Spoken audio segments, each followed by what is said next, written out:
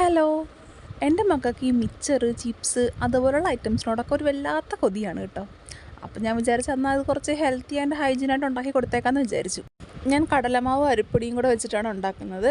പിന്നെ അതിനകത്തേക്ക് മുളക് പൊടി, കായപ്പൊടി, പിന്നെ ഉപ്പ് ഒക്കെ ഇട്ട് കൊടുത്ത് മെഷർമെൻ്റ് ഒന്നും എനിക്കറിയത്തില്ല. ഞാൻ എനിക്ക് തോന്നുന്ന മെഷർമെൻ്റൊക്കെ എടുത്താണ് ചെയ്യുന്നത്. അത് കഴിഞ്ഞിട്ട് എല്ലാം കൂടെ നന്നായിട്ട് മിക്സ് ചെയ്യുക. എന്നിട്ട് നമ്മൾ ഈ ചപ്പാത്തിയെ കുഴയ്ക്കുന്ന പോലെ വെക്കണം. പിന്നെ ഒരു പാൻ ചൂടാക്കിയിട്ട് നമ്മൾ ഇടിയപ്പാച്ചിലേക്ക് ആക്കിയിട്ട് ഇങ്ങനെ ഇടിയപ്പം ഇങ്ങനെ പരത്തുന്ന പോലെ എന്നിട്ട് തിരിച്ചും മറിച്ചും ഒക്കെ നന്നായിട്ട് ഇങ്ങനെ മൊരിയിപ്പിച്ചെടുക്കുക.